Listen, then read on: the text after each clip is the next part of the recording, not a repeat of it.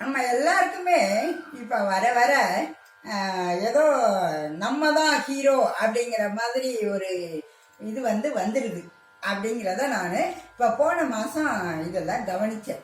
என்னன்னு பார்த்தீங்கன்னா, சிவகாசியில் நம்ம வீட்டில் நான் இருக்கும்போது திடீர்னு ரோட்டில் பார்த்தா பயங்கர சத்தமாக இருந்துச்சு.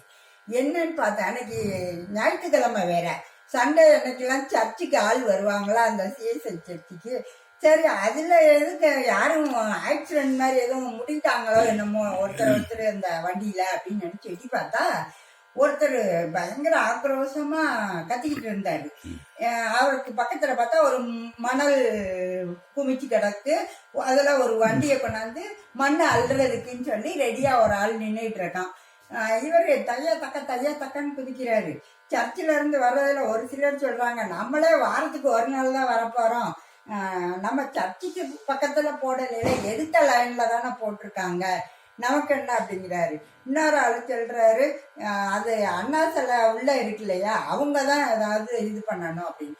இதுக்கிடையில திடீர்னு பக்கத்துலதான் போலீஸ் ஸ்டேஷன் பார்த்தீங்களா, உடனே போலீஸ் ஸ்டேஷன்ல இருந்து வந்து அந்த மண்ணு போட்டவரை கூட்டிகிட்டு போனாங்க. கொஞ்ச நேரம் கழிச்சு பார்த்தா மண்ணெல்லாம் ஓரளவுக்கு சுத்தமாக அள்ளிட்டாங்க. இந்த மண்ணை போடுறவங்களும் கொஞ்சம் யோசிக்கணும்.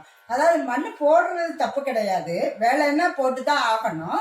ஆனால் உடனே ஒரு நாள் அதை 2 நாளைக்குள்ள அதை முழுக்க சாக்கு மூட்டையில் அள்ளி வச்சு நீங்கள் எங்கே கட்டட வேலை, அதாவது சந்துக்குள்ளே நடக்குதுன்னா சந்துக்குள்ளே கொண்டு போயிருங்க.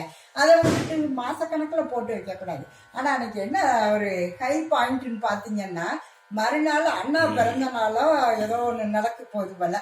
அதனால கடைசியில் அது கட்சிக்கு உரிய இதாகவும் மாறி மண்ணெல்லாம் எடுத்துட்டாங்க. இந்த சர்ச்சைக்கு வந்தவரும் ஓரளவுக்கு அதை எடுத்துருங்க அப்படின்னு சொன்னால் நல்லா இருந்திருக்கும். கத்தப்பட்டுன்னு கத்திக்கிட்டு அது எதுக்கு ஒருத்தருக்கு ஒருத்தர் கோவப்பட்டுக்கிட்டு. கடைசியில் நல்ல வேலை எப்படியோ போலீஸ் வந்து சுமூகமாக முடிச்சு கொடுத்துட்டாங்க.